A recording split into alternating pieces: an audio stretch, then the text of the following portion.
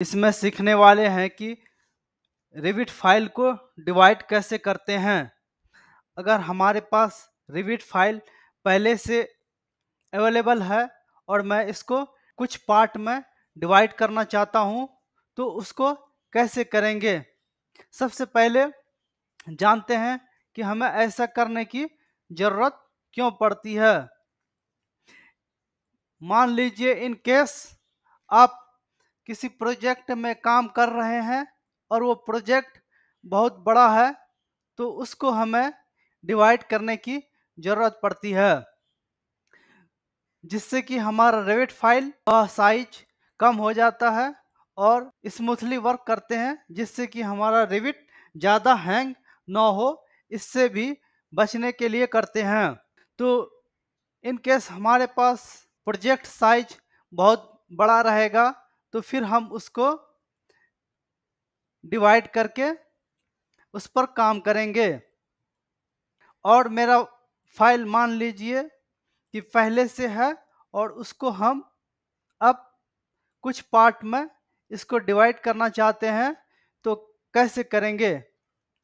तो उसके लिए आते हैं, इसमें देखते हैं कि क्या ऑप्शन का हम लोग यूज करते हैं, किस मेथड का यूज करते हैं रेविट फाइल को डिवाइड करने के लिए। सबसे पहले करना है, जितने भी पार्ट को डिवाइड करना है उतने पार्ट में आप स्कोप बॉक्स का यूज करें। सपोज मैं इस फाइल को दो पार्ट में बांटना चाहता हूं तो उसके लिए हमें करना है टू स्कोप बॉक्स का यूज। स्कोप बॉक्स लेने के लिए आएंगे व्यू टैब में, यहाँ से ऑप्शन मिलेगा स्कोप बॉक्स और इसके बाद ड्रैग करना है इस स्कोप बॉक्स को। मैं इस स्कोप बॉक्स को यहाँ तक ड्रैग कर लेता हूँ और इतने पार्ट को मैं चाहता हूँ कि एग्जिस्टिंग वाले फाइल में आ जाए और बाकी बचे पार्ट न्यू हिस्से में आ जाए और कुछ और एक्सटेंशन वर्क इसमें या फीचर वर्क इस वाले हिस्से में होगा। तो इसको यहाँ तक मैंने इसको बॉक्स ले लिया और इसका नेमिंग कर देते हैं।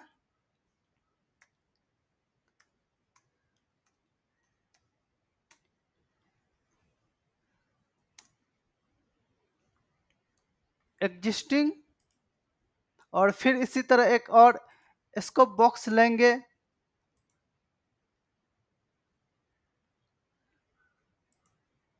और इसका भी नेमिंग कर देता हूं मैं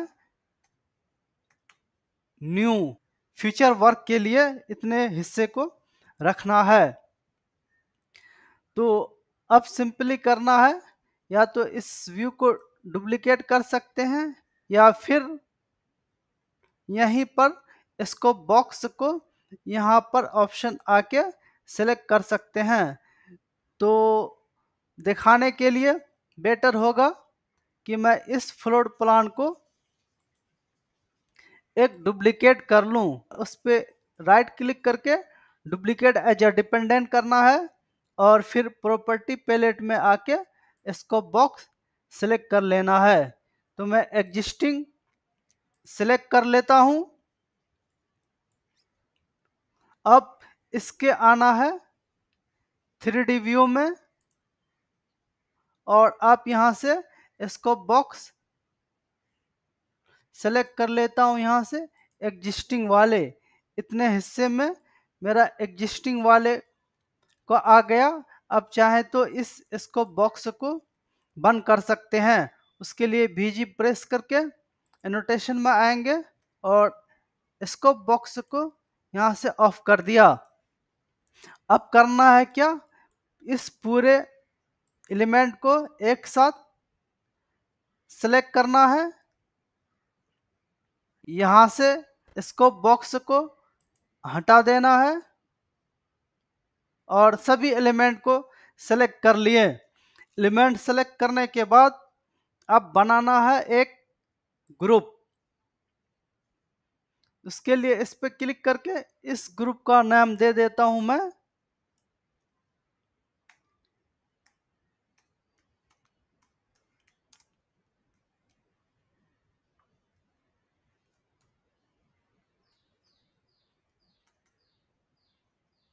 उसके बाद करेंगे ओके।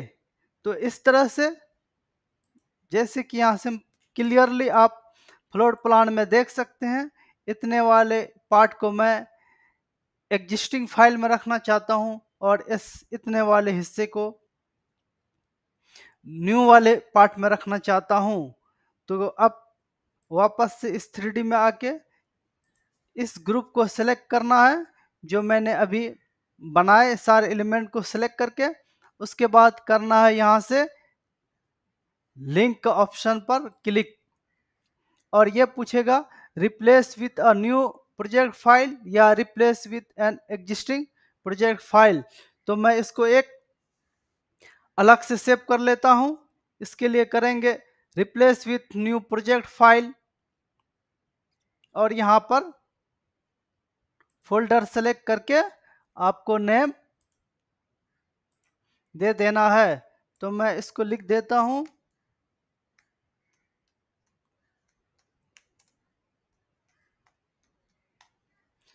उसके बाद कर देंगे सेव। ये थोड़ा सा टाइम लेगा। तो अब जैसे बाहर क्लिक करेंगे तो देख सकते हैं यह मेरा एग्जिस्टिंग फाइल में इतने वाले हिस्से आ गया। और उसी तरह इस पार्ट को न्यू में रखना चाहते हैं, उसके लिए भी वही प्रोसेस करेंगे। इसके 3D व्यू में आएंगे और यहाँ से दूसरा वाला इसको बॉक्स ले लेना है। तो मैंने न्यू करके बना रखा था, और सभी एलिमेंट को सेलेक्ट करके वापस से इसको ग्रुप बनाएंगे और फिर इसको लिंक कर लेंगे, जो कि पहले वाले मॉडल में अपनाया था। सेम वही प्रोसीजर इस सेकेंड वाले फाइल में भी अपनाएंगे। तो इस तरह से हमारा यह एक फाइल डिवाइडेड होकर के दो फाइल बन जाएगा। चलिए इसको देखते हैं यह मेरा डिवाइड हुआ कि नहीं। उसके लिए फाइल ऑप्शन पर आकर के ओपन करना है, और मैंने सेव कर रखा है यहाँ पे एग्जिस्टिंग मॉडल। इसको ओपन कर लेना है। इसके बाद करेंगे यस। इसके बाद करेंगे ओके।